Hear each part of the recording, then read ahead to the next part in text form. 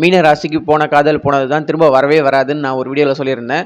கமெண்ட்டை நிறைய பேர் சொல்லியிருந்தாங்க, என்ன சார் இவ்வளோ ஈஸியாக சொல்லிட்டீங்க, போன காதல் திரும்ப வராதுன்ட்டு. நான் நம்பிக்கிட்டு இருக்கேன், கண்டிப்பாக வரும், நான் நம்புகிறேன், நான் கடவுளை வேண்டிக்கிறேன் அப்படின்னு என்னமோ சொல்கிறாங்க. உண்மையிலே இந்த டைமில் மீனராசிக்கு போன காதல் வருமானு கேட்டிங்கன்னா வராது. நான் எத்தனை டைம் நீங்கள் கேட்டாலும் இந்த 2 வருஷத்துக்கு உங்களுக்கு லவ் பிரேக்கப் ஆகிருந்தேன், அந்த காதல் திரும்ப வராதுன்னு தான் நான் சொல்லுவேன். ஆனால் கண்டிப்பாக காதல் வரும். வேறொரு காதலுக்கு வாய்ப்பு நிறையவே இருக்குது. இந்த 2 வருஷத்துக்கு அப்புறம் கண்டிப்பாக ஒரு காதல் உண்டு. எப்படி இந்த 2 வருஷம் காதல் இல்லையோ அடுத்த 2 வருஷம் காதல் இருக்குது. அதை நீங்கள் மைண்டில் நல்லா வச்சுக்கோங்க. மீனராசியில் பிறந்தவங்க இந்த காதல் தோல்வியிலேருந்து எப்படி வெளியில் வர்றது, பழையபடி நம்மளை எப்படி ரீக்ரியேட் பண்ணிக்கிறது அப்படிங்கிறத பார்க்கலாம். இந்த நேரத்தில் உங்களுக்குள்ள ஏன் சண்டை வந்தது, எதனால் நீங்கள் பிரிஞ்சுங்க அப்படிங்கிறதெல்லாம் நம்ம பார்த்தோம்னா கண்டிப்பாக உங்கள் மேலேயும் தப்பு இருக்கலாம், இல்லை உங்களுடைய ஆப்போசிட் ஜெண்டர் அவங்க மேலேயும் தப்பு இருக்கலாம்.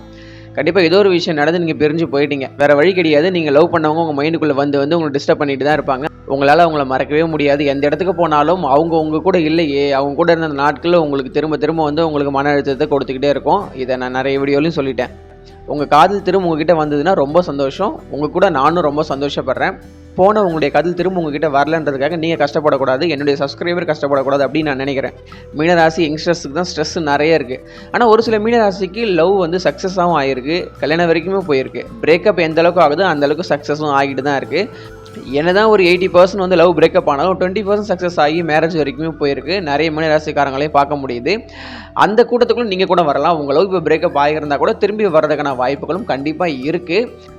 உங்கள் காதல் திரும்ப வர்றதுக்கான அந்த பர்சன்டேஜ் தான் கொஞ்சம் கம்மியாக இருக்கே தவிர மற்றபடி உங்கள் காதல் வர்றதுக்கான எல்லா வாய்ப்பும் உண்டு. ஆனால் நான் என்ன சொல்லுவேன்னா, போன காதல் போனது தான். இந்த 2 வருஷத்துக்கு நான் இதை தான் சொல்லுவேன், போன காதல் போனது தான், திரும்ப வராது. வேறு என்ன பண்ணுறது, போயிட்டாங்க. மறக்க முடியலன்னா கூட எப்படின்னாலும் மறந்து தான் ஆகணும். உங்களால் மறக்க முடியலன்னா கூட காலம் கூடிய சீக்கிரமே அவங்களுடைய நினைவுகளை உங்களோட மனசுலேருந்து அழிச்சிடும். நீங்கள் அடுத்தடுத்த மனிதர்களோட பழகும் பொழுது, சந்திக்கும் பொழுது இந்த பழசெல்லாம் உங்கள் மைண்டுக்குள்ளே கண்டிப்பாக இருக்காது. ஆட்டோமேட்டிக்காக அது எரேஸ் ஆகிடும். எப்படி கெட்ட காலம் ஒன்று இருக்கும், நல்ல காலம் கண்டிப்பாக ஒன்று வரதான் போகுது. அப்போ உங்கள் காதல் வெற்றி அடையும், திருமணம் வரைக்கும் போய் முடியும். ஒரு சில பேர் கேட்குறாங்க, ஏன்ப்பா எப்போ பாரு இந்த லவ்வை பற்றியே பேசிக்கிட்டு இருக்கேன்னு. இன்னொரு பேர் கேட்குறாங்க, உங்களுக்கு லவ்வே பிடிக்காதா, ஏன் லவ் சக்ஸஸ் ஆகுன்னே சொல்ல மாட்டேறீங்கன்னு சொல்கிறாங்க. லவ்வை பற்றி அதிகமாக பேச காரணம் என்னென்னா, மீன ராசியில் பிறந்த யங்ஸ்டர்ஸும் நம்ம சேனலை சப்ஸ்கிரைப் பண்ணி வச்சுருக்காங்க. அவங்களுடைய லவ் தான் இப்போ ஊசல் ஆடிக்கிட்டு இருக்குது, அந்த இடத்துல தொங்கிக்கிட்டு இருக்குது. வேறு வழி கிடையாது, என்ன பண்ணுறது. அவங்களுக்கும் நம்ம மோட்டிவேஷன் கொடுத்தாகணும். அவங்க லவ் சப்போஸ் ஃபெயிலியர் ஆனால் கூட அவங்களுக்கு ஒரு நம்பிக்கை கொடுத்தாகணும். அது நம்மளுடைய ஜோதி நல்ல சேனலோட ஒரு கடமையாக கூட இருக்குது. அதே போல் லவ்வே பிடிக்காதா சார் உங்களுக்கு கேட்குறேன். கண்டிப்பாக இல்லை, லவ்ன்றது பிடிக்கும். இப்போ நானுமே என்னோட காலேஜ் டேஸில் லவ் பண்ணியிருக்கலாம், அது மாதிரி சில விஷயங்கள்லாம் நடந்திருக்கலாம். காதலில் ஜெயிச்சவங்க லவ் பண்ணுங்கள், கண்டிப்பாக வாழ்க்கையில் சக்ஸஸ் ஆகலாம் சொல்லுவாங்க.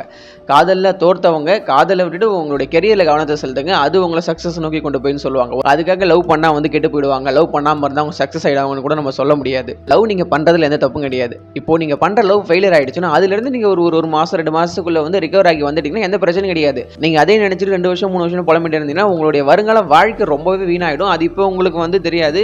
உங்கள் மனதை மந்திரம் போட்டு மயக்கி இருக்கக்கூடிய நீங்கள் லவ் பண்ண உங்களை விட்டு போனவங்களுடைய அந்த நினைவுகள் உங்களை விட்டு போகும்போது தான் நீங்கள் ஃபீல் பண்ணுவீங்க. நம்மளை விட்டு நம்மளை வேணான்னு சொல்லிட்டு போனவங்களை நினச்சி நம்மளுடைய அந்த 2-3 வருஷத்தை வீணாக்கிட்டோம் அப்படின்னு சொல்லிட்டு நீங்கள் ஃபியூச்சரில் தான் கண்டிப்பாக ஃபீல் பண்ணுவீங்க. இப்போ சொன்னால் கூட நீங்கள் அதை ஏற்றுக்க மாட்டீங்கன்றது எனக்கு நல்லாவே தெரியும். மீனராசி யங்ஸ்டர்ஸுக்கு நான் சொல்கிற 2 விஷயம். ஒன்று, நீங்கள் லவ் பண்ணவங்க உங்களை விட்டுட்டு போய் திரும்ப வந்தாங்கன்னா கண்டிப்பாக அக்செப்ட் பண்ணிக்கோங்க. அதுக்கப்புறம் நீங்கள் சண்டை வராமல் பிரச்சனை வராமல் தவிர்த்துக்கிறது உங்களுடைய கையில் தான் இருக்குது. நீங்கள் வாயை வச்சுட்டு கம்முன்னு இல்லாமல் எதுக்கெடுத்தாலும் சண்டை போட்டுக்கிட்டு எதுக்கெடுத்தாலும் பிரச்சனை பண்ணிக்கிட்டு இப்போ இந்த புதுசாக அந்த வார்த்தை வேறு கண்டுபிடிச்சாங்க, ரொம்ப டாக்ஸிக்காக இருக்கிறாங்க அப்படின்னு. என்ன டாக்ஸிக்காக இருக்காங்க, எல்லாரும் சொல்லப்போனால் இங்கே எல்லாருமே டாக்ஸிக் தான். எல்லாருக்குள்ளேயும் அந்த விஷத்தன்மை இருந்துகிட்டு தான் இருக்குது. இங்கே இருக்கிற எல்லா மனிதர்களுமே தூய்மையானவர்களும் சொல்லிட முடியாது. எல்லாருக்குள்ளேயும் சின்ன அந்த விஷத்தன்மை இருக்க தான் செய்யும். அது நிறைய நேரத்தில் வெளியே வராது, ஒரு சில டைமில் அது வெளியே வந்துட்டு தான் போகும். நீங்கள் லவ் பண்ணுறவங்க கிட்ட இந்த மாதிரியான வார்த்தைகள்லாம் சொல்லி அவங்களை எரிச்சல் அடைய வைக்காதீங்க. முடிஞ்ச வரைக்கும் அன்பாக இருக்கக்கூடிய, விட்டு கொடுக்கக்கூடிய, கொஞ்சம் சகிப்புத்தன்மை இருக்கக்கூடிய அந்த ஒரு பக்குவத்தை வளர்த்துக்கோங்க. அதுதான் அந்த காதலில் பிரச்சனை வராமல் இருக்கும். அதே போல் லவ் ஃபெயிலியர் ஆகி உங்களை லவ் பண்ணவங்க உங்களை விட்டு வேறு ஒருத்தவங்க லவ் பண்ணாங்கன்னா கண்டிப்பாக நீங்கள் அந்த லவ்வை மறந்துடுங்க. உங்களுக்கு வேற ஒரு காதல் இருக்குது, கண்டிப்பாக அது நீங்கள் வரும்பொழுது தான் நீங்கள் உணர்வீங்க. இப்போ சொன்னால் கூட உங்களுக்கு அது ஃபீல் ஆகாது. காதலை பற்றி என்னோட காலேஜ் டேஸில் நான் கூட ஒரு கவிதை எழுதியிருந்தேன். காதல் கற்றுப்பார், காணாத தரிசனம் கிட்டும், உணர்வுகளின் உச்சம் முட்டும், உட்கார்ந்த இடத்துலேருந்தே வானம் எட்டும் அப்படின்னு சொல்லிட்டு ஒரு கவிதை எழுதியிருந்தேன். இது எல்லாமே ஒரு இமேஜினேஷன், கற்பனை தான் போல. ரியாலிட்டியில் இதெல்லாம் நடக்காது அப்படிங்கிற சில விஷயங்கள்லாம் அதுக்கப்புறம் ஃபியூச்சரில் தான் புரிய வந்தது. இன்றைக்கி கமெண்ட்டில் ஒரு சில பேர் சொல்கிறாங்க, உங்களுடைய ஸ்பீச் கேட்கும்போது ரொம்ப மோட்டிவேஷனாக இருக்குது, ரொம்ப ஆறுதலாக இருக்குது அப்படின்னு சொல்கிறாங்க. ஆனால் இன்றைக்கி உங்களை மோட்டிவேட் பண்ண ஜோதிட நல்லன் அப்படிங்கிற ஒரு பர்சன் இங்கே இருக்கேன். ஆனால் ஒரு காலத்தில் எனக்கு நம்பிக்கை கொடுக்க, தன்னம்பிக்கை கொடுக்க யாருமே கிடையாது. நானே தான் எனக்கு ஆறுதல் சொல்லிக்கிட்டேன், நானே தான் என்ன ஹீல் பண்ணிக்கிட்டேன். அதுலேருந்து வெளியே வர்றதுக்கு நான் தான் முயற்சி செஞ்சேன். காதல் மட்டும் இல்லை, எவ்வளோ பெரிய கொடுமையான விஷயங்கள் நடந்தால் கூட அதுலேருந்து மீண்டு வர்றதுக்கான சக்தி உங்களுக்குள்ளே தான் இருக்குது. அதுதான் நீங்கள் உணரணும்.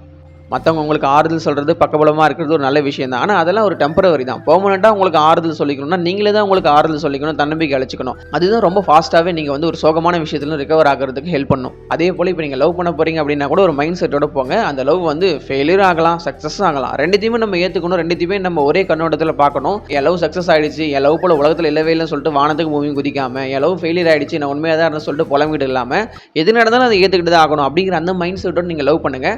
அதுக்காக நீங்கள் உங்களுடைய லவ்வை கொடுக்காம இருந்துடாதீங்க. உங்கள் லவ்வை நீங்கள் கொடுத்துட்டே இருங்க. உங்கள் லவ் ரிசீவ் பண்ணிக்கிட்டு உங்கள் கூட இருக்கணும்னு நினச்சா ரொம்ப சந்தோஷமானது. இல்லை உங்கள் லவ் புரியாமல் உங்களை விட்டுட்டு வேறு ஒருத்தவங்க கூட போகிறாங்கன்னா அது அவங்களுடைய நஷ்டம். உங்களுக்கு அதனால் எந்த நஷ்டமும் கிடையாது. மீனராசியில் பிறந்து என்னுடைய சப்ஸ்கிரைபர் ஒரு விஷயத்தை நல்லா புரிஞ்சுக்கோங்க. இங்கே யாரும் பர்மனன்ட் கிடையாது. இங்கே எல்லாருடைய சந்தோஷமும் பர்மனெண்ட்டாக இருக்க போகிறதில்ல, எல்லாருடைய துக்கமும் கவலையும் பர்மனெண்ட்டாக இருக்க போகிறதே கிடையாது. இங்கே எல்லாமே வந்து ஒரு டெம்பரவரி தான். இன்னும் சொல்ல போனால் நம்மளாம் ஒரு ட்ரீமுக்குள்ளே தான் இருக்கிறோம். இங்கே எல்லாரும் ஏதோ ஒரு விதத்தில் கஷ்டப்பட்டுட்டு தான் இருக்காங்க. அதே மாதிரி ஏதோ ஒரு விதத்தில் சந்தோஷமாக இருந்துக்கிட்டு தான் இருக்கிறாங்க.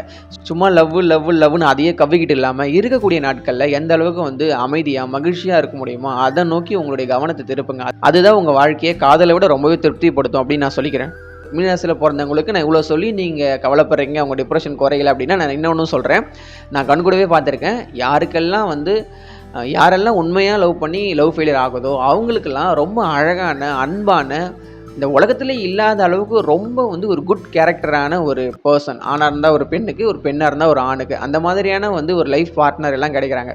இங்கே எவ்வளோ ஒரு சூப்பரான பர்சனை நமக்கு கடவுள் கொடுத்துருக்காரு. அந்த லவ் போனது ரொம்ப சந்தோஷம் தான் அப்படின்னு சொல்லிட்டு உங்களுக்கு மேரேஜ் ஆனதுக்கப்புறம் தான் உங்களுக்கு ரொம்ப புரிய வரும்.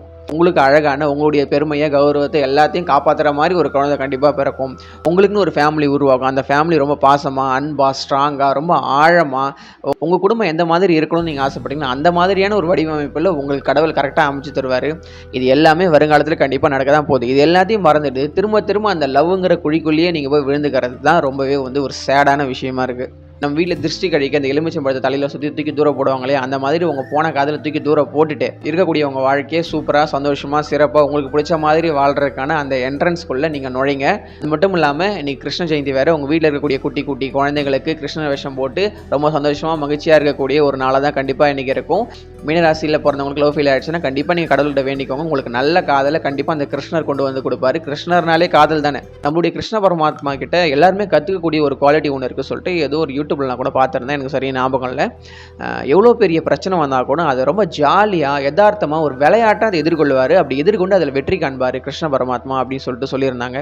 ஸோ இன்றைக்கி கிருஷ்ண ஜெயந்தியாக இருக்கிறதுனால அவர்கிட்ட இருக்கக்கூடிய அந்த குவாலிட்டியை நம்ம எடுத்துக்கிட்டு நம்மளும் எவ்வளோ பெரிய பிரச்சனை வந்தால் கூட அதை ஜாலியாக ஃபேஸ் பண்ணி அதிலிருந்து நம்ம மீண்டு வரணும் அப்படின்னு சொல்லிட்டு நான் அந்த வீடியோ முடிச்சுக்கிறேன். தொடர்ந்து ஜோதிட நலன் சேனலோட விரல் கொடுத்து விழித்திருங்க அப்படின்னு சொல்லிட்டு நான் கேட்டுக்கிறேன்.